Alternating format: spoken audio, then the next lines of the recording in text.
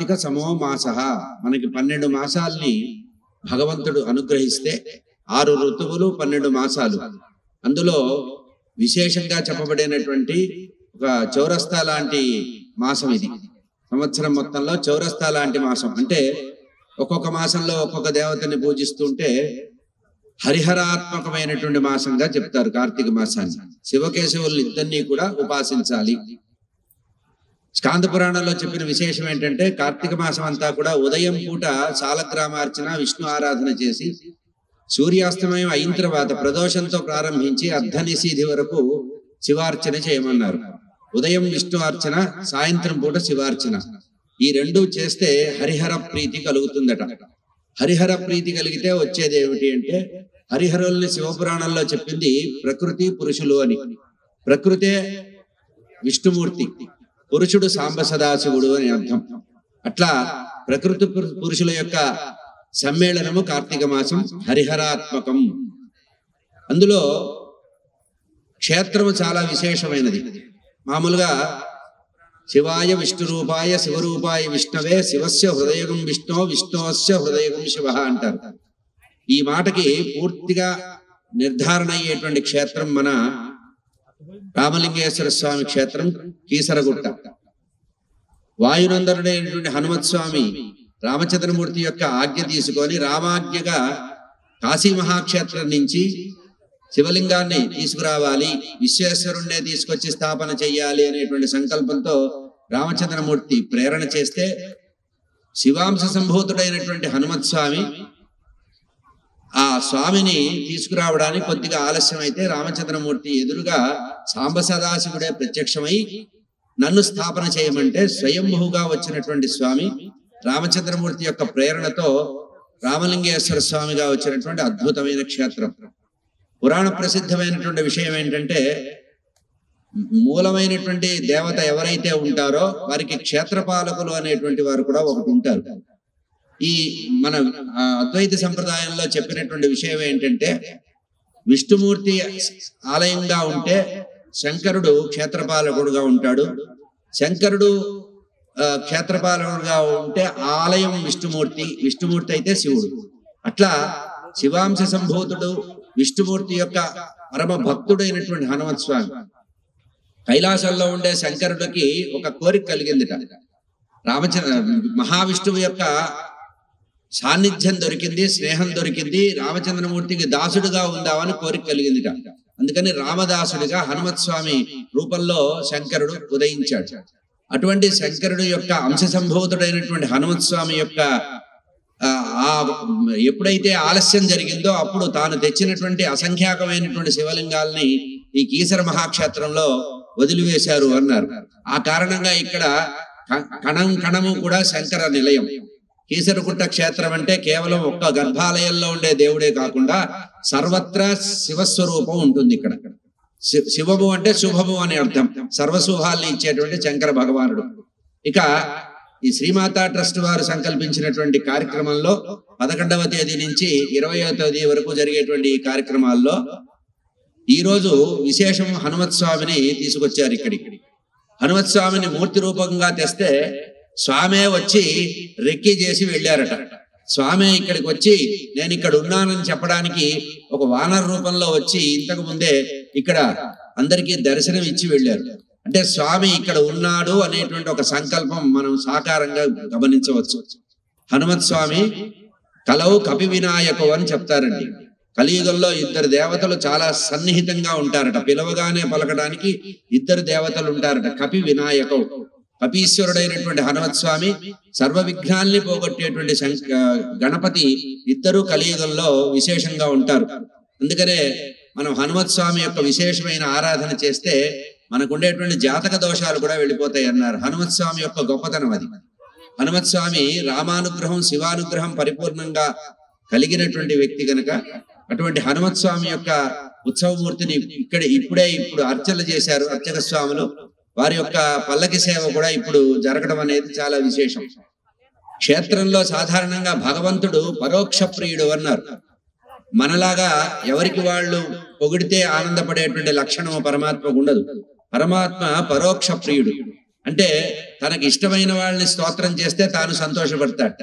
అటు శంకరుడికి ఇటు రామచంద్రమూర్తికి విశేషమైనటువంటి విశ్వాసము, ప్రేమ అనురాగం కలిగినటువంటి వ్యక్తి హనుమత్ స్వామి. హనుమత్ స్వామి యొక్క స్మరణ చాలా విశేషమైనది. ఎత్ర ఎత్ర రఘునాథ కీర్తనం తత్ర తత్ర కృతమస్తకాంజలిం బాష్పవారి పరిపూర్ణలోచనం మారుత్యం నమత రాక్షసాంతకం అన్నారు. హనుమత్ స్వామి యొక్క జీవితంలో ఉండే విశేషం ఏంటంటే, రామాయణం మొత్తంలో ఆలోచిస్తే తన కోసం తాను ఆలోచించకుండా పరోపకారం కోసమే సర్వాన్ని సమర్పించినటువంటి ఏకైక వ్యక్తి రామాయణంలో హనుమత్ స్వామి.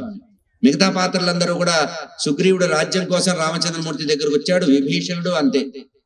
కానీ హనుమత్ స్వామి రామచంద్రమూర్తి యొక్క చరణ సాన్నిధ్యానికి వచ్చి రామదాసుడైపోయి పరోపకారమే ప్రధానమని లోకానికి చెప్పడానికి ఒక రోల్ మోడల్ గా రామాయణంలో కనబడతారు మనకి.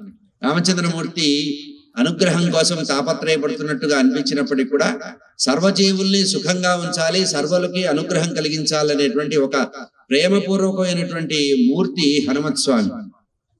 మీరు రామాయణం మొత్తం గమనిస్తే కిష్కింధకాండలో ప్రవేశిస్తారు స్వామి. కిష్కింధకాండలో ఋష్యముఖ పర్వతం మీద సుగ్రీవుడికి ప్రాణభయంతో, వాలి వల్ల ప్రాణభయం వచ్చిందని, ఆ ప్రాణభయం నుంచి రక్షించబడాలని ఎదురు చూస్తూ ఉంటే అనుకోకుండా ఇద్దరు మానవులు కనబడితే వారిని చూసి భయపడిపోతే భయశంకితుడైనటువంటి సుగ్రీవుడి యొక్క ఆర్తిని పోగొట్టినటువంటి పరమ దయామూర్తి హనుమత్ స్వామి. ఏ వాలి వల్ల అయితే బాధపడుతున్నాడో సుగ్రీవుడు, ఆ సుగ్రీవుడికి ప్రాణభయాన్ని పోగొట్టి రామచంద్రమూర్తి ద్వారా అభయాన్ని ఇవ్వడానికి అగ్నిసాక్షకమైనటువంటి స్నేహాన్ని కూడా ఏర్పాటు చేశాడు హనుమత్ స్వామి. అటువంటి హనుమత్ స్వామి ఆ తర్వాత సీతాన్వేషణ కోసం విశేషమైనటువంటి పర్యటన చేసినటువంటి 4 దిక్కులు వెళ్ళినటువంటి వాళ్ళల్లో ప్రధానంగా దక్షిణ దిక్కులో హనుమత్ స్వామి వెళ్ళి అమ్మవారిని చూడడం జరిగింది. ఇక్కడ కూడా రామార్థము తాను జీవించాడు, రామచంద్రమూర్తి ఉపకారం చేయాలని జీవించాడు. అస్ఖలితమైనటువంటి బ్రహ్మచారి అయినప్పటికీ కూడా ఇతరుల యొక్క కుటుంబాలని కాపాడాలి అని నిర్ణయించుకున్నాడు. సుగ్రీవుడి యొక్క భార్య ఇద్దరు దూరంగా ఉంటుంటే వాలిని సంహరించి రామచంద్రమూర్తి ద్వారా కిష్కింధా నగరానికి సామ్రాజ్య చక్రవర్తిని చేసి భార్యతో సుఖంగా ఉండేటువంటి మొట్టమొదటి దాంపత్యాన్ని, కుటుంబాన్ని నిలబెట్టినటువంటి హనుమత్ స్వామి. ఆ తర్వాత సీతారాముల యొక్క వియోగానికి కారణమైనటువంటి సీతాపహరణ ద్వారా వచ్చినటువంటి ప్రమాదాన్ని నివారించి సీతాదేవిని కనుగొని ఆ తర్వాత రావణ సంహారానికి ప్రయత్నం చేసి రామచంద్రమూర్తి చేత రావణ సంహారం చేయించి సీతారాములిద్దరినీ కూడా ఒకరిని చేశారు. అంటే హనుమత్ స్వామి ఉపాసన చేయడం వల్ల కుటుంబాలు నిలబడతాయి, అది కూడా గమనించండి. ఆయన బ్రహ్మచారి కదా అని వదిలిపెట్టవద్దు. ఎవరైతే హనుమత్ స్వామి యొక్క చరణాల విందాన్ని నిత్యము ఆరాధిస్తారో వారి కుటుంబాలు క్షేమంగా ఉంటాయి. హనుమత్ స్వామి యొక్క అనుగ్రహంతో దాంపత్య ధర్మం నిలబడుతుంది కుటుంబంలో. అటువంటి హనుమత్ స్వామి యొక్క దివ్యమైనటువంటి ఉత్సవం ఈ రోజు ఈ లక్ష దీపోత్సవ సందర్భంగా పవిత్రమైన కార్తీక మాసంలో సంకల్పించారు. ఇంకొక విశేషం, ఈ రోజు ఉండేటువంటి విశేషం, పర్వ విశేషం. కార్తీక మాసంలో ఉండే 30 రోజులు కూడా రోజుకొక పర్వం ఉంటుంది. ప్రతిరోజు కూడా పర్వమే, పండగే. అటువంటిది ఈ రోజు మనకి కాలభైరవ అష్టమి అని చెప్పబడింది. కాశీక్షేత్రంలో ఉండేటువంటి కాలభైరవ స్వామి యొక్క విశేషమైనటువంటి జన్మదినంగా చేస్తారు ఈ రోజు. కాలభైరవ స్వామి కాశీక్షేత్రంలో ఎవరైతే కాశీక్షేత్రాన్ని సందర్శిస్తూ ఉంటారో వారిని గమనిస్తూ ఉంటారట. వారు అంతకు ముందు ఎన్ని పాపాలు చేశారు, ఆ పాపాలు ఎట్లా వెళ్ళిపోవాలి అని ఆలోచిస్తూ ఉంటారట. అందుకనే ఆ కాశీక్షేత్ర నివాసంచ కాలభైరవ దర్శనం అన్నారు. విశ్వేశ్వర స్వామి దర్శించడానికి ముందు కాలభైరవ స్వామిని కాశీక్షేత్రంలో దర్శించాలట.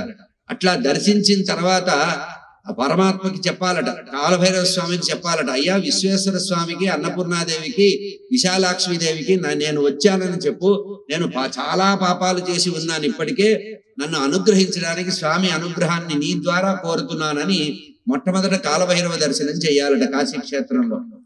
ఇక్కడ కాలభైరవ ప్రసక్తి ఎందుకు తెస్తున్నానంటే, ఇప్పుడు మన స్వామి ఇక్కడ ఉండేటువంటి రామలింగేశ్వర స్వామి కూడా కాశీతో లింక్ ఉన్నటువంటి వ్యక్తి. ఎందుకంటే హనుమత్ స్వామి వెళ్ళి కాశీ నుంచి స్వామిని తేవాలనే ప్రయత్నం ఉండడం వల్ల ఆ విశ్వేశ్వరుడే ఇక్కడ రామలింగేశ్వర స్వామిగా వచ్చారు కనుక ఆ కాశీక్షేత్రంలో నివసించి ఉన్నటువంటి కాలభైరవ స్వామి. అయితే ఈ కాలభైరవ స్వామి అందులో పంచక్రోశిలో ఎవరైతే కాశీక్షేత్రంలో అడుగు పెడతారో అడుగు పెట్టిన వాళ్ళ గురించి అబ్జర్వ్ చేస్తాడట, గమనిస్తాడు. వీడు గతంలో ఎన్ని పాపాలు చేశాడు, ఏ పాపాలు ఎట్లా తప్పని పరిస్థితుల్లో చేశాడు, ఏది ఉద్దేశపూర్వకంగా చేశాడు, భోగ విషయంలో ఏం తప్పు చేశాడు, ఇవన్నీ గమనించి మధ్యాహ్న సమయంలో మణికర్ణికా నది, మణికర్ణికా ఘట్టం, స్నాన ఘట్టం ఉంటుంది గంగా నదిలో. మణికర్ణిక స్వామివారి యొక్క ఎదురుగా ఉంటుంది, విశ్వేశ్వర స్వామి ఎదురుగా ఉండేటువంటి స్నాన ఘట్టం. ఆ మణికర్ణికా ఘట్టానికి స్వామి పార్వతి విశ్వేశ్వర స్వామి అమ్మవారితో అన్నపూర్ణాదేవితో మధ్యాహ్నం 12 గంటలకి స్నానానికి వస్తారట. ప్రతిరోజు కూడా మధ్యాహ్నం 12 గంటలకి మణికర్ణికా ఘట్టానికి స్వామి వస్తారు విశ్వేశ్వరుడు. ఆ సమయంలో ముక్కోటి దేవతలు వస్తారట. బిందుమాధవుడు అక్కడ ఉండేటువంటి మహావిష్ణు రూపం బిందుమాధవ స్వామి కూడా అక్కడికి వస్తారట. అక్కడికి వస్తే అక్కడ స్వామి స్నానం చేయడానికి వస్తే ఆ విశ్వేశ్వరుడికి స్వామికి మన కాలభైరవ స్వామి చెప్తారట, అయ్యా ఇప్పుడు ఒక జీవుడు వచ్చాడు, చాలా కష్టపడి వ్యయ ప్రయాసలు చేసి ఎన్నాళ్ళ నుంచో నిన్ను దర్శించాలని చెప్పి తపనతో వచ్చాడు. ఆ వ్యక్తి ఏదో పాపం తెలియక కొన్ని పాపాలు చేశాడు, ఇక ముందు చెయ్యకూడదు అనేటువంటి సంకల్పంతో కాశీ క్షేత్రానికి వచ్చారు. నేను అతని యొక్క పాపాలన్నీ కూడా పరీక్షించి ఆ పాపాలని కొంత పాపాలకు ఫలితాన్ని కొంచెం తగ్గించాలని మిమ్మల్ని ప్రార్థిస్తున్నానని మన తరఫున ఆ కాలభైరవ స్వామి విశ్వేశ్వరుడికి కాశీ మహాక్షేత్రంలో మధ్యాహ్నం 12 గంటల సమయంలో ఆ మణికర్ణికా ఘట్టంలో స్వామికి నివేదిస్తారట. అటువంటి పరమ పవిత్రమైనటువంటి అనుగ్రహప్రదాత అయినటువంటి ఆ కాలభైరవ స్వామి యొక్క స్మరణ చేయవలసినటువంటి కాలభైరవ అష్టమి ఈ రోజు కృష్ణపక్షంలో, కార్తీక మాసంలో కృష్ణపక్షంలో ఉన్నటువంటి మహాపర్వం. ఈ మహాపర్వంలో కాలభైరవ స్వామిని తలుచుకోవడం వల్ల మనకి పీడలు పోతాయి, అంటే శత్రు పీడలు వెళ్తాయి. ఎవరైనా మనకు ఏదైనా అపకారం చెయ్యాలి అనుకుంటే కాలభైరవ స్వామి యొక్క స్మరణ మాత్రం చేత అవన్నీ కూడా దూరం వెళ్ళిపోతాయి. అదృష్టం ఏంటంటే అభయాంజనేయ స్వామి ఒక పక్కన మన అందరికీ కూడా అభయం ఇచ్చి మన వేదిక మీద ఉన్నటువంటి దర్పంగా ఉన్నారు. ఆయన ఉండడం కూడా చాలా గంభీరంగా ఉన్నారు. ఆయన కాలభైరవుడు, రామలింగేశ్వర స్వామి, వీళ్ళందరి యొక్క అనుగ్రహం మనకి ఈ రోజు మన దీపకాంతుల్లో ప్రత్యక్షంగా మనకు కనబడుతుంది. ఇక కార్తీక మాసంలో చేసేటువంటి 3 ప్రధానమైన విషయాలు చెప్పారు. కార్తీక పురాణం, స్కాంద పురాణంలో కార్తీక మహాత్యంలో చెప్పిన విషయాలు 3 ప్రధానం. 1 స్నానము, 2 ఉపవాసము, 3 దీపము. ఈ దీపం కూడా అనేక రకాలు. దీపము వెలిగించడము, దీపాన్ని రక్షించడము, దీపాన్ని దానం చేయడం, ఈ 3 పద్ధతులు దీపానికి పెట్టారు. దీపము పాపాన్ని పోగొట్టేటువంటి మార్గం. తమసోమ జ్యోతిర్గమయ అంటారు. మనం ఏదైనా తెలిసి తెలియక ఉన్నటువంటి మనలో గంభీరంగా నాటుకొని ఉన్నటువంటి అజ్ఞానం ఏదైతే ఉందో ఒక్కసారి దీపం వెలిగిస్తే పరమాత్మ మనలో జ్ఞాన ప్రకాశం కలిగిస్తారట. కనుక కార్తీక మాసంలో విశేషంగా చంద్రోదయం అయిన తర్వాత దీపాన్ని వెలిగించడం. మన ఇళ్లలో అయితే ప్రభాత సమయంలో సూర్య ఉదయానికి ముందే స్నానం చేసేసి ఇంట్లో దీపం వెలిగిస్తాం. దేవాలయాల్లో ఆకాశ దీపం అని పెడతారు. ఇట్లా వదాన్యులైనటువంటి పెద్దవాళ్ళు, దాతృత్వం కలిగినటువంటి వాళ్ళు ఎంతో శ్రమిస్తే కానీ ఇటువంటి ఉత్సవాలు జరగవు. ఏదో మనం ఇంత అగరబత్తితో అగ్గిపుల్లో పెట్టుకొని సమయానికి దీపం వెలిగిస్తాం, కానీ దీని వెనక ఉండే పరిశ్రమ చాలా ఎక్కువగా ఉంటుంది. కనీసం ఒక నెలన్నర నుంచి దీనికి సంబంధించి ప్రణాళిక వేసి అసంఖ్యాకమైనటువంటి మనోబలంతో ఆర్థికమైనటువంటి వనరులు ఏర్పాటు చేసుకొని చేయడం అనేది చాలా చాలా కష్టం. కలియుగంలో తాను ఒక్కడే చేయడం కాదు, సంఘవు శక్తి కలవయుగే. కలియుగంలో ఏం చేసినా కూడా 10 మంది కలిసి చేస్తేనే కలియుగంలో విపరీతమైనటువంటి ఫలితం వస్తుందట. మిగతా యుగాల్లో ఎవరికి వారు చేసుకుంటే ఫలితం వస్తుంది, కానీ కలియుగంలో సంఘము 10 మంది కలిసి చేస్తే వచ్చేది. అటువంటిది ఏక సమయంలో అనేక దీపాలు. మన ఇంట్లో మహా పెడితే 5 దీపాలు 10 దీపాలు పెడతాం, అప్పటికి ఆ సీసా చూసుకుంటాం ఎంత నూనె అయిపోయిందా అని. కానీ 1,00,000 సంఖ్యలో దీపాన్ని పెట్టాలి అనేటువంటి సత్సంకల్పం కలగడం అనేది ఈ శ్రీమాత ట్రస్ట్ వారి యొక్క వదాన్యత. భగవంతుడి అనుగ్రహము పరోక్ష ప్రియుట. భగవంతుడు పరోక్ష ప్రియుడు అంటే దైవం మానుష రూపేణ, మానవుడి రూపంలో భగవంతుడు వచ్చి ఇటువంటి కార్యక్రమాలు చేస్తూ ఉంటారు. కనుక ఈ సంకల్పం మనసులో రావడానికి కారణం కేవలం ఆ అమ్మవారి యొక్క అనుగ్రహమే. శ్రీమాత యొక్క పరిపూర్ణ అనుగ్రహం లేనిది ఇటువంటి ఆలోచనలు రావు. సాధారణంగా ఏదన్నా పైసలుంటే పాడు పని చేద్దామా, ఏదన్నా చేద్దాం అనిపిస్తుంది, కానీ భగవంతుడికి సంబంధించిన కైంకర్యం చేయాలనేటువంటి ఆలోచన రావడం అనేది పురాకృతమైనటువంటి పుణ్య విశేషం. మన వంశపూర్వీకులు, మన తల్లిదండ్రుల యొక్క వాళ్ళ యొక్క తపస్సు, వాళ్ళు చేసిన పుణ్యానికి ఫలం. ఇక కార్తీక దీపం వల్ల కేవలం అజ్ఞానం పోవడమే కాకుండా పితృదేవతల యొక్క అనుగ్రహం కూడా కలుగుతుందని స్కాంద పురాణం చెప్పింది. మనం వెలిగించిన దీపం వల్ల ఆకాశ మార్గంలో పితృదేవతల సంచారం కలుగుతున్నప్పుడు ఆకాశ మార్గంలో వాళ్ళకి దారి కనబడుతుందట. అంటే దేవలోకానికి వెళ్ళడానికి, పితృలోకం నుంచి వెళ్ళడానికి మార్గం కనబడుతుందట. ఇది మనకి సింబాలిక్ గా, ప్రతీకగా ఏం చెప్పారు, దేవాలయంలో ఆకాశ దీపం పెట్టమన్నారు. ఆకాశ దీపం అంటే ఆకాశంలో సంచరించేటువంటి పితృదేవతలు, దేవతలు, ఖేచరులు వీళ్ళందరికీ మార్గం కనబడడానికి, మన అజ్ఞానం పోవడానికి ఒకటి. ఇక దీపదానం చేయడంలో వచ్చే విశేషం ఏం చెప్పారంటే, దీపదానం అంటే ఏదో ఒక చిన్న దీపం వెలిగించి అవతల వారికి దానం చేయడమే అనుకోవద్దు. ఇటువంటి కార్యక్రమాల్లో దీపానికి సంబంధించినటువంటి ఉపకరణాలు ఇవ్వడం కూడా దీపదానమే అవుతుంది. ఒత్తులు చేసి సొంతగా తయారు చేసి ఒత్తులు ఇవ్వడం, నూనె ఇవ్వడం, నూనె సహకరించడం, ఇటువంటి ప్రసాదాలు సహకరించడం, ఇటువంటి సహకారం వల్ల కూడా కార్తీక మాస ఫలం వస్తుంది. పరోక్షంగా ఏ కార్యక్రమం చేసినా కూడా కార్తీక మాసంలో విశేషంగా వస్తుంది. ఇందులో వైయక్తికమైనటువంటి ఉపాసన, సామాజికమైనటువంటి ఉపాసన కూడా చెప్పబడింది.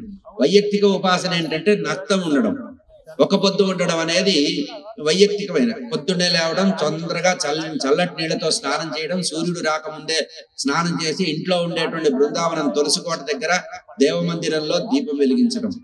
ఇక స్కాంద పురాణంలోనే ఇంకో విశేషం చెప్పారు. ఈ మాసంలో దేవాలయం యొక్క శిఖరాలకి 4 దిక్కుల, అంటే గోపురం, గాలి గోపురానికి, గర్భాలయానికి 4 దిక్కుల ఎవరైతే దీపాన్ని వెలిగిస్తారో వారికి మళ్ళీ జన్మ ఉండదట. జన్మరాహిత్యం కోసం, సాక్షాత్తు మోక్షానికి. అయితే మనం సాక్షాత్తుగా దేవాలయాల్లో ఇప్పుడు ఎవరు అక్కడ పెట్టద్దు ఇక్కడ పెట్టద్దు అంటున్నారు కనుక పర్యావరణ ఇతర సమస్యలు వచ్చినాయి కనుక ఇటువంటి విశేషమైనటువంటి విశాల ప్రాంగణాల్లో దీపం వెలిగిస్తే ఆ భగవంతుడు ఈ దీపాలను అందుకుంటాడు, మన అజ్ఞానాన్ని భంజనం చేస్తాడు. కనుక కాలభైరవ మూర్తి యొక్క విశేషాన్ని మరి ఒకసారి గుర్తుపెట్టుకోండి. కాలభైరవుడు మనలో ఉండేటువంటి అహంకారాన్ని చంపివేస్తాడు. గుర్తుపెట్టుకోండి, ప్రతివాడికి ఉండేటువంటిది అహంకారం. నేను ఇంతటి వాణ్ణి అనేటువంటి అహంకారం ఉంటుంది కదా, ఈ అహంకారాన్ని మొదట్లో సహా తీసివేసేది కాలభైరవ స్వామి. అంతేకాకుండా గతంలో ఇంతకు ముందు మనం చేసినటువంటి తెలిసో తెలియకో చేసినటువంటి పాపాలన్నీ కూడా ప్రక్షాళన చేసేటువంటి శక్తి కూడా ఒకే ఒక కాలభైరవ స్వామికి ఉంది. అటువంటి కాలభైరవ స్వామి యొక్క పరిపూర్ణ అనుగ్రహం మీ అందరి మీద ఉండుగాక. ఇక ఈ దీపావళి సమయం, అది ఈ కార్తీక మాసంలో ఉండేటువంటి దీపారాధన సమయంలో ప్రధానంగా చెప్పబడేది త్రిమూర్త్యాత్మకమైనటువంటిదండి. దీపము త్రిమూర్త్యాత్మకం. బ్రహ్మ విష్ణు మహేశ్వరులు మనం వెలిగించేటువంటి దీపంలో ఉంటారు. అంటే ప్రమిద, నూనె, ఒత్తి 3 ఆలోచించాలి. ఈ 3 సమన్వయమే దీపారాధన. ఇందులో ఏది ఒకటి లోపించినా దీపం ఉండదు. కనుక జ్ఞాన ప్రకాశం చేయడానికి ఈ 3 ఉపయోగపడతాయి కనుక త్రిగుణాత్మకము, త్రిమూర్త్యాత్మకంగా చెప్పబడింది. అటువంటి మనలో ఉండేటువంటి సత్వరజస్తమో గుణాత్మకమైనటువంటి మన జీవితంలో రజోగుణ తమో గుణాలు అంతరించి సత్వగుణం వృద్ధి కావడానికి ఈ కార్తీక మాసంలో వెలిగించేటువంటి దీపం చాలా విశేషంగా చెప్పబడుతుంది. ఇక ఈ దీపాన్ని కాపాడినా కూడా పుణ్యం వస్తుంది అన్నారండి. దీపం వెలిగించి పారిపోమని ఎవరు చెప్పలేదు. దీపాన్ని కాపాడితే వస్తుంది. మనకి స్కాంద పురాణంలో ఒక పేద వ్యక్తి ఉన్నట్ట. అతని దగ్గర ఒత్తిని, నూనెని, ప్రవిదని కొనే శక్తి లేదుట. దేవాలయం దగ్గరికి వెళ్ళి ఇట్లా భక్తులైన వాళ్ళు దీపం పెడితే ఆ దీపాన్ని ప్రకాశింపజేస్తూ వెలిగి అట్లాగే ఆరిపోకుండా ఆపితే అతనికి మోక్షం ఇచ్చాట. అంటే స్వయంగా నువ్వు ఖర్చు పెట్టకపోయినా, దీప ప్రచోదనం చేసిన, దీప ప్రజ్వాలనం చేసిన, దీప రక్షణ చేసిన, దీప ఉద్దీపనం చేసిన, అంటే ఒత్తి జారిపోతుంటే దాన్ని మళ్ళీ కొంచెం పైకెత్తి కాపాడడం, చేతులు పెట్టి ఆపడం, ఆ దీపాన్ని కొంచెం సేపు తదేకంగా వీక్షిస్తూ ఉండాలట. దీపం వెలిగించగానే మన డ్యూటీ అయిపోయింది అనుకోకూడదు. ఆ దీపాన్ని తదేకంగా చూస్తూ అందులో పరమాత్మని చూడాలి. మనం ఇళ్లలో చేసేటువంటి పూజా కార్యక్రమాల్లో ఏ ఉత్సవం చేసినా ఎప్పుడూ కూడా ఆదవ పూజో దీపదేవతని పూజిస్తాం. గణపతి పూజ కంటే ముందు దీపదేవతని పూజిస్తాం. కారణం ఏంటంటే ఏ ఆరాధన అయితే మనం చేస్తూ ఏ భగవంతుడి యొక్క అనుగ్రహానికి మనం తాపత్రయపడుతున్నామో ఆ తాపత్రయానికి సంబంధించినటువంటి ఉద్దీపన కలిగించడానికి, మనలో జ్ఞాన ప్రకాశం కలిగించి అజ్ఞాన భంజనం కలిగించడానికి మాత్రమే దీపాన్ని వెలిగిస్తారు. స్కాంద పురాణంలో ఇంకో మాట కూడా చెప్పారు, ఆరిపోతున్న దీపాన్ని వెలిగించినా కూడా పుణ్యం వస్తుంది. అంటే కొండెక్కుతున్నటువంటి దీపాన్ని కాపాడినా వస్తుంది. కనుక మీ అందరికీ నా మనవి ఏంటంటే, మీరు వెలిగించిన దీపాన్ని కాపాడవలసినటువంటి బాధ్యత మీదే. మన కార్యక్రమం అయ్యే వరకు కూడా ఆ దీపాన్ని కాపాడండి. ఎవరు ఎన్ని దీపాలు పెట్టారో అన్ని దీపాలని కూడా దగ్గర ఉండి మీ పర్యవేక్షణలో కనుక మీరు కాపాడుకుంటే ఈ మాసంలో మొత్తం 30 రోజులు దీపం పెట్టినటువంటి పుణ్యమంతా కూడా ఈ రోజు మీరు పొందగలిగేటువంటి అవకాశం ఉంటుంది. కనుక దీపాలను వెలిగించిన వాళ్ళు దీపానికి దగ్గరగా వస్త్రాన్ని దూరంగా ఉంచుకొని ఎటువంటి ప్రమాదం లేకుండా చాలా జాగ్రత్తగా వెలిగించండి. అదృష్టం ఏంటంటే ఎత్తులో ఉండేటువంటి ఈ ప్రదేశంలో మనం వెలిగించిన దీపాలు కూడా అట్లా ఉంటున్నాయి అంటే అది పరమాత్మ అనుగ్రహం. గుర్తుపెట్టుకోండి, మన లోపల ప్రాణాన్ని ఎట్లా ప్రాణవాయువు రూపంలో పరమాత్మ కాపాడుతున్నాడో మనం వెలిగించిన దీపాలను కూడా పరమాత్మ కాపాడుతున్నాడు. మన వైపు కూడా మనం పురుష ప్రయత్నం అనేది చెయ్యాలి. అటువంటి పురుష ప్రయత్నం బాగా కలిగి ఉంటే ఎంతసేపు మీరు వెలిగించిన దీపం ఉంటే అంత భగవంతుడి యొక్క అనుగ్రహం మీ దగ్గర ఉన్నట్లుగా లెక్క. కనుక మీరు వెలిగించిన దీపాలని ఉద్దేశపూర్వకంగా ప్రయత్నపూర్వకంగా భగవంతుణ్ణి తలుచుకుంటూ మీరు దీపాలని రక్షించండి. ఇటువంటి కార్యక్రమాలను ప్రోత్సహించండి. ఇటువంటి భగవంతుడి సులభంగా పుణ్యం వచ్చేటువంటి కార్తీక మాసంలో జరిగేటువంటి కార్యక్రమాల్ని మీరు ప్రోత్సహించండి. ఇంకా మిగిలిన రోజులన్నీ కూడా 20వ తేదీ వరకు కూడా ప్రతిరోజు కూడా మీతో పాటు ఇంకా 10 మందిని తీసుకొచ్చి, ఎందుకంటే మనకి దీపాలు చాలా ఉన్నాయి, దీప సంఖ్యకి సమానమైన సంఖ్య మనకి భక్తులు రావాలి. ఉదయం అంతా మనం ఏ అర్చన అయితే చేశామో, ఏ ఉపవాసం అయితే చేశామో ఆ ఫలితము దీప దర్శన ద్వారా జరుగుతుంది. ఇంకొక మహత్తరమైన కార్యక్రమం ఏంటంటే అవిముక్త క్షేత్రమైనటువంటి కాశీ మహాక్షేత్రం నుంచి ప్రత్యేకంగా ఈ దీపాలు ఉద్దీపనం చేయడానికి, హారతులు ఇవ్వడానికి ప్రత్యేకంగా వచ్చారు. గంగా హారతి విశ్వేశ్వర సాన్నిధ్యంలో మనకి కాశీ క్షేత్రంలో జరిగేటువంటి నిత్యము దీపం జరుగుతుంది, ప్రజ్వాలన జరుగుతుంది. అట్లా ఇక్కడ కాశీ క్షేత్రం నుంచి వచ్చినటువంటి మంచి పండితంగా సదాచార సంపన్నులైనటువంటి వాళ్ళు వచ్చి ఇప్పుడు మనకి ఇక్కడ దీపోత్సవం కూడా చేస్తారు. అది కూడా దర్శించి ఇక్కడి నుంచి తరించండి. ఎందుకంటే దీపం వెలిగించడము, వెలిగించిన దీపాన్ని చూడటము, ఎవరైనా చేసేటువంటి అర్చనను చూడటం కూడా విశేషమైనటువంటి ఫలితం వస్తుంది. కనుక మనఃపూర్వకంగా ఈ దీపోత్సవాన్ని చూడండి. గంగా హారతిని ప్రత్యక్షంగా కాశీ దాకా వెళ్ళలేకపోయినా వాళ్లే మనకి విశ్వేశ్వర అనుగ్రహంతో మనకి వచ్చి ఇక్కడ దీప ఇది చేస్తున్నారు. కనుక తప్పనిసరిగా హారతిని, గంగా హారతి లాంటి హారతిని కీసరగుట్ట మహాక్షేత్రంలో జరిగేటువంటి పవిత్రమైనటువంటి దీన్ని మీరందరూ చూసి ధరించండి. శివ విష్ణు అభేదాన్ని పాటించండి, అంటే భేద దృష్టిని వదిలిపెట్టండి. ఈ రామలింగేశ్వర క్షేత్రంలో రామచంద్రమూర్తి అటు శంకరుడు ఇద్దరు ఉన్నారు. ప్రకృతి పురుషాత్మకమైనటువంటి ఆ పరమాత్మ యొక్క పరిపూర్ణానుగ్రహం మీరందరూ పొందుదుగాక. భగవంతుడి మీద తదేకారంగా ఏకమైనటువంటి రూపంతో మనసు నిలబెట్టాలి. మనకి భాగవతంలో దక్షయజ్ఞంలో ఒక మాట చెప్పారు, ఎవరైతే శివ విష్ణువుల మధ్యలో భేదాన్ని కల్పిస్తారో సూర్యచంద్రులంత వరకు వారు నరకంలో ఉంటారన్నారు. కనుక ఈ కార్తీక మాసంలో విశేషంగా ప్రతిజ్ఞ చేయండి. శివాయ విష్ణు రూపాయ శివరూపాయ విష్ణవే శివస్య హృదయగం విష్ణు విష్ణుస్య హృదయగం శివ. వాళ్ళిద్దరు బానే ఉంటారు, మనం మాత్రమే పిచ్చి గీతలు గీసుకొని బాధపడుతూ ఉంటాం. కనుక ఈ హరిహరాత్మకమైనటువంటి కార్తీక మాసంలో హరిహరులకు భేదం లేదు, హరిహరులు ఏకరూపులు. అందుకనే మనకి భారతం రచించినటువంటి తిక్కన సోమయాజి హరిహరుల్ని స్థాపన చేశాడు. హరిహరాద్వైతము అన్నారు. హరిహరులు ఏకరూపులు అంటే ఎట్లా పార్వతీ పరమేశ్వరులు అర్ధనారీశ్వరులుగా మనకు దర్శనమిస్తారో హరిహరులు కూడా ఏకరూపంగా ఉంటారు. అటువంటి హరిహరుల యొక్క ఏకరూపత్వ సాధనే కార్తీక మాసం యొక్క విశేషం. కృత్తికా నక్షత్ర ప్రధానంగా ఉండేటువంటి ఈ మాసంలో ఆరోగ్యం విశేషంగా రావాలంటే ఈ మాసారాధన చెయ్యాలండి. ఆరోగ్యము, శరీరంలో తేజస్సు, అంతేకాకుండా విఘ్నాలు ఎక్కడైనా ఉండి మన ఇంట్లో ఏదన్నా కార్యక్రమాలు ఆగిపోతే ఈ కార్తీక మాస ఆరాధన చేయడం వల్ల, కార్తీక మాసంలో దామోదర ప్రీతిగా కార్యక్రమం చేయడం వల్ల ఈ మన ఇళ్లలో ఉండేటువంటి విఘ్నాలన్నీ తొలగిపోతాయి. కార్తీక మాసంలో చేసేటువంటి ప్రతి దానానికి కూడా దామోదర దానము అని పేరు.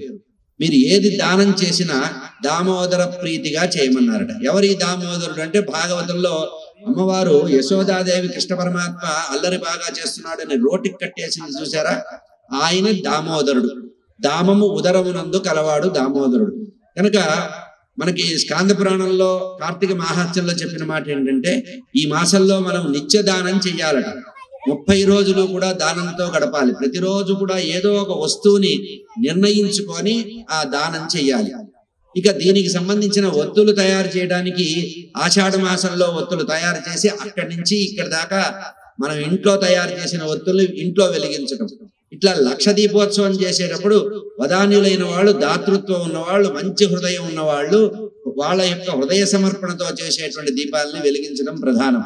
కనుక కార్తీక మాసంలో స్నానము, దీపము, దానము ఈ 3 ప్రధానంగా చెప్పబడ్డాయి. కనుక ఉపవాసం అనేది వైయక్తికం, కానీ నలుగురికి ఉపకరించేది దీపము, దీపదానము. ఆ విధంగా వైయక్తికమైనటువంటి దానాలు చేయడం చాలా ప్రధానం. ఇంకా మిగిలిన రోజులు కొంచెమే ఉన్నాయి కనుక ఇప్పటిదాకా ఎవరైనా ఆలోచించకపోయినా నిత్యదానాన్ని చెయ్యండి. ఈ మాసంలో మిగతా రోజులన్నీ కూడా నిత్యదాన సంకల్పం చేయండి.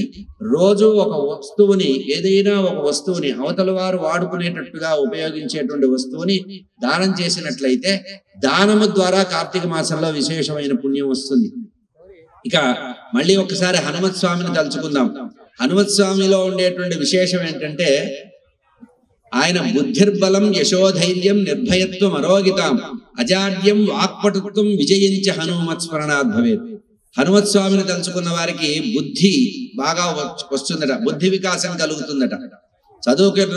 చదువుకుంటున్న పిల్లలు, పోటీ పరీక్షలు రాస్తున్న వాళ్ళు రోజు హనుమాన్ చాలీసా పారాయణ చేస్తే తప్పనిసరిగా బుద్ధి వైభవం కలుగుతుంది, జ్ఞాపక శక్తి పెరుగుతుంది.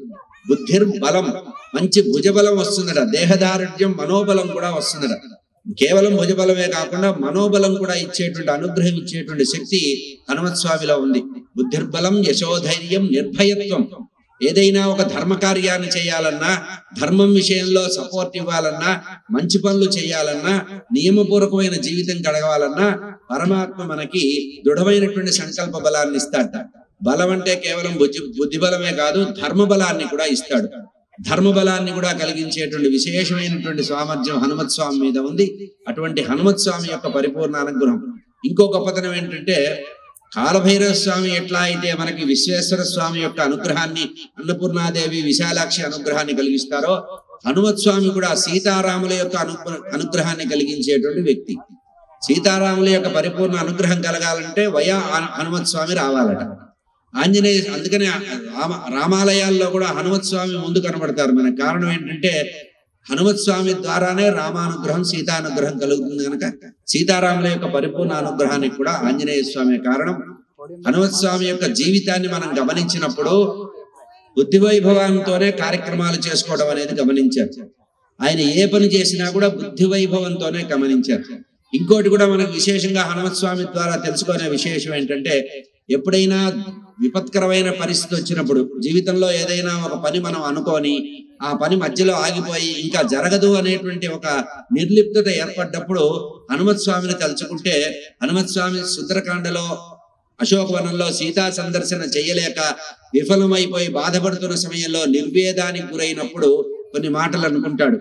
ఎప్పుడు కూడా జీవితంలో భవిష్యత్తు గురించి ఆలోచించాలి. ఇప్పుడేదో చిన్నగా ప్రమాదం జరిగింది, ఆటంకం జరిగిందని ఈ ఒక్క ప్రమాదం కోసం ముందుకు వెళ్ళడం ఆపకూడదు. విఘ్నం వచ్చినా కూడా విఘ్నం దాటాలి. సముద్రం దాటడానికి 4 విఘ్నాల్ని దాటాడు.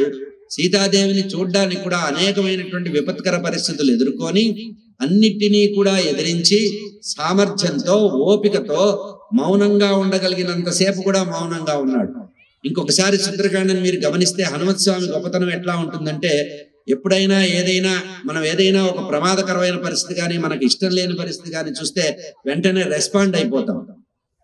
వెంటనే రెస్పాండ్ అవ్వడం వల్ల ప్రమాదం వస్తుంది. దీనికి ఉదాహరణ అశోకవనంలో శింసుబా వృక్షం కింద సీతమ్మ వారు కూర్చొనుంది.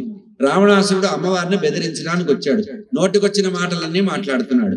ఆ చెట్టు కొమ్మ మీద కూర్చున్నాడు. చిటారు కొమ్మన హనుమత్ స్వామి కూర్చున్నాడు. నిజంగా మనలాంటి వాడైతే వెంటనే ఒక దూకి హనుమంతుడు రావణాసుడితో కొట్లాడి దెబ్బతినే పరిస్థితి వస్తుంది. ఒక్కసారి అనుకున్నాడు, తాను రామకార్యం కోసం వచ్చాడు. మహత్కార్యం సాధించవలసిన వాడు చిన్న చిన్న సమయాల్లో మానాన్ని, అవమానాన్ని పట్టించుకోకుండా ముందుకు వెళ్ళాలి అనేటువంటి ఒక లక్ష్యం అనేది ఉంటుంది. కనుక ఎంతసేపు రావణాసురుడు మాట్లాడుతూ అమ్మవారిని బెదిరిస్తూ ఉన్నాడో అంతసేపు లోపల మనసులో అనుకుంటున్నాడే కానీ బయట ఒక్క మాట కూడా మాట్లాడలే. అంతా అయిపోయిన తర్వాత రావణాసుడు చేసినటువంటి దుర్మార్గమైనటువంటి సంభాషణ అంతా కూడా మనసులో పెట్టుకొని ఆ అశోకవనాన్నంతా కూడా భంజనం చేసి వచ్చినటువంటి రాక్షసులందరినీ సంహరించేసి తన శత్రువు, తన ప్రభు అయినటువంటి రామచంద్రమూర్తి యొక్క శత్రువు అయినటువంటి రావణాసురుని దర్శించడానికి అవకాశాన్ని కలిగించుకొని వెళ్ళాడు. అంటే ఎప్పుడైనా ఒక మహత్కార్యాన్ని సాధించాలంటే మనము మధ్యలో వచ్చినటువంటి చిన్న చిన్న అడ్డంకుల్ని ఓపికగా సాధించాలి. కనుక ఎప్పుడు కూడా కార్యసాధన సామర్థ్యం అనేది హనుమత్ స్వామి వల్ల వస్తుంది. ఎవరైతే హనుమత్ స్వామిని నిరంతరము కూడా భావన చేస్తూ అర్చిస్తూ హనుమత్ స్వామిని తృప్తి కలిగిస్తారో వారికి కార్యసాధన అనేటువంటి సామర్థ్యం వస్తుంది. ఏదైనా ఒక మహత్కార్యం సాధించాలంటే హనుమత్ స్వామి యొక్క ఉపాసన వల్లనే వస్తుంది. కనుక నిర్భయత్వము, అరోగితం, ఆరోగ్యం కూడా వస్తుందట. అనారోగ్యం పోవాలంటే హనుమత్ స్వామిని ఆరాధించాలి. బుద్ధిర్బలం, యశోధైర్యం, నిర్భయత్వం, అరోగితం, అజాడ్యం. జాడ్యం అంటే అర్థం ఏంటంటే ఏదైనా ఒక పని చేయాలంటే రేపు చేయొచ్చులే, ఎల్లుండి చేయొచ్చులే, తర్వాత చేయొచ్చు అని మనం పోస్ట్పోన్ చేస్తూ ఉంటాం. విద్యార్థులు అనుకోండి, పరీక్షలు డేట్ వచ్చిన తర్వాత ఫీజు కడతారు, ఇంకా 3 నెలలు టైం ఉంది, 2 నెలలు టైం ఉందని టైం పాస్ చేస్తుంటారు. ఎవరైతే హనుమత్ స్వామి యొక్క ఉపాసన చేస్తారో, హనుమత్ స్వామికి సంబంధించిన స్తోత్రాలు చేసి ఆంజనేయ స్వామి దేవాలయంలో ప్రదక్షిణాలు చేసి ఆకు పూజలు చేయిస్తారో వారికి ఏమొస్తుందట? జాడ్యం పోతుంది. జాడ్యం అంటే పోస్ట్పోన్మెంట్. ఈ పని తర్వాత చేయవచ్చు, మళ్ళీ చేయొచ్చు అనేటువంటి ఈ నిరీక్షణ ఉంటుంది. జాగు చెయ్యడం, ఆలస్యం అనేది ఉండదట. ఒక కార్యం మొదలు పెడితే వెంటనే ఉత్సాహంగా చేయాలనేటువంటి ఇది కూడా వస్తుంది. కనుక హనుమత్ స్వామి మనలో జాడ్యాన్ని పోగొడతాడు, మనకు ధైర్యాన్ని కలిగిస్తాడు, బుద్ధి వైభవాన్ని ఇస్తాడు, విజయాన్ని కూడా ఇస్తాడు. హనుమత్ స్వామి విజయాన్ని ఇస్తాడు. ఆంజనేయ స్వామిని తలుచుకున్న వాళ్ళందరికీ విజయం వచ్చింది. ఇంకోటి, హనుమత్ స్వామి జీవితంలో ఇంకొక మాట మనం గమనించవచ్చు. ఏంటంటే ప్రతివాడు తన కోసం కాకుండా తన కుటుంబం కోసం, తన జాతి కోసం జీవించాలి, తన దేశం కోసం జీవించాలి. హనుమత్ స్వామి సముద్రాన్ని దాటుతూ ఏమనుకున్నాడు? రామార్థం వానరార్థంచ అన్నాడు. నేను రామచంద్రమూర్తి యొక్క కార్యాన్ని నెరవేరడానికి లంకానగర్ శతయోజన విస్తీర్ణ లవణ సముద్రం దూరంలో ఉండేటువంటి లంకానగరానికి వెళుతున్నా. కేవలం రామకార్యమే కాదు, వానరార్థం అంటే తన జాతి యొక్క పరువుని, ప్రతిష్టని నిలబెట్టడానికి వెళ్తున్నారు. అంటే హనుమత్ స్వామి ద్వారా మనం నేర్చుకోవాల్సిన విషయం ఏంటంటే ప్రతి వ్యక్తి తన కోసమే కాకుండా తన సమాజం కోసం కూడా జీవించాలి, తన జాతి. అందుకనే ఇప్పటికి కూడా మనం ఎప్పుడైనా ఒక వానరాన్ని చూస్తే హనుమత్ స్వామి గుర్తొస్తాడు. అంటే ఆ రోజు ఆంజనేయ స్వామి చేసినటువంటి ఆ మహత్కార్యం వల్ల ఆ జాతి మొత్తానికి కూడా, వానర జాతికి అంతటి కూడా ఆ గౌరవం అనేది వచ్చింది. కనుక ఎప్పుడైనా మనం ఏదైనా ఒక పని చేస్తే మన కోసమే కాకుండా మన సమాజం కోసం, మన కుటుంబం కోసం కూడా ఉపకరించేటువంటి పనులు చేయాలి. సమాజానికి పనికొచ్చేటువంటి కార్యక్రమాలు చేస్తే ఇటువంటి పుణ్యాన్ని సంపాదించుకోవచ్చు. ఇక ఇంతమంది పెట్టిన దీపంలో కర్త కారయితా చైవ ప్రేరకశ్చ అనుమోదక చత్వారి సమభాగినః. ఎవరో ఒకరు చేస్తున్నారు అనుకోకుండా ఈ కార్యక్రమాన్ని కర్త ఎవరు సంకల్పించారో, కారయిత ఎవరు చేద్దామనుకుంటున్నారో, కర్త కారయితా చైవ ప్రేరకశ్చ ఎవరైతే ఈ మహత్కార్యం చేద్దామంటే మీకెందుకు మేము ఉన్నాం, పదండి ముందుకు ప్రోత్సహించిన వాళ్ళు, అనుమోదక అనుమోదించిన వాళ్ళు, ఇంత పెద్ద స్థలాన్ని ఇచ్చి ఇన్ని ఏర్పాట్లు చేయడానికి అనుకూలం కలిగించిన వాళ్ళు. ఏదైనా ఒక మహత్కార్యం జరిగితే ఒక వ్యక్తికే ఫలితం రాదు. కర్త కారయితా చైవ ప్రేరకశ్చ అనుమోదక చత్వారి సమభాగినః. ఏదైనా ఒక మహత్కార్యం జరిగితే, పుణ్యకార్యం జరిగితే దాంట్లో నలుగురికి 4 చారణాలు వస్తాయి.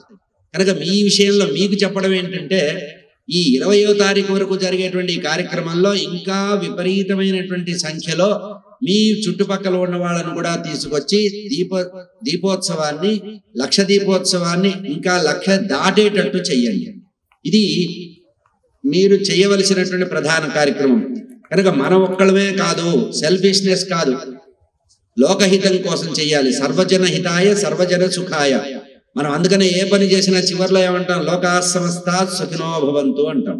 ఏ పని చేసినా, 1 కోటి రూపాయలు ఖర్చు పెట్టినా కృష్ణార్పణం అనే మాట ఒకటి, లోకా సమస్తా సుఖినో భవంతు అనేటువంటి 2 మాటలు వస్తాయి. కనుక ఇటువంటి మహత్కార్యం శ్రీమాత ట్రస్ట్ వారు చేయడం అనేది చాలా గొప్ప విషయం. ఇది ఒక వ్యక్తి వల్ల జరగదు, కొన్ని ఆత్మలు కలిస్తే కానీ ఇటువంటి పవిత్రమైన విశాలంగా జరిగేటువంటి కార్యక్రమం సాధ్యం కాదు.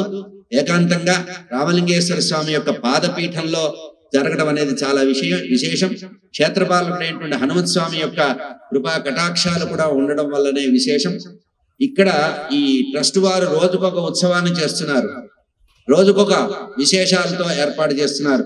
ఇందులో ప్రధానంగా కనబడేది దీపోత్సవం, కార్తీక మాసానికి సంబంధించిన విశేషమైన కార్యక్రమం కనుక 20వ తారీఖు వరకు కూడా ఇదే దీక్షతో దినదినాభివృద్ధిగా ఒక రోజు కంటే ఇంకొక రోజు చాలా ప్రోత్సాహకంగా ఉంది అనేటువంటి విషయంతో సకాలంలో వచ్చి మొత్తం కార్యక్రమం అయ్యే వరకు పాల్గొని ఆ రామలింగేశ్వర స్వామి, హనుమత్ స్వామి యొక్క పరిపూర్ణ అనుగ్రహం, కార్తీక దామోదరుడు యొక్క అనుగ్రహం, హరిహరాత్మకమైనటువంటి కార్తీక మాస వ్రత ఫలమంతా మీ అందరూ పొందుదుగాక.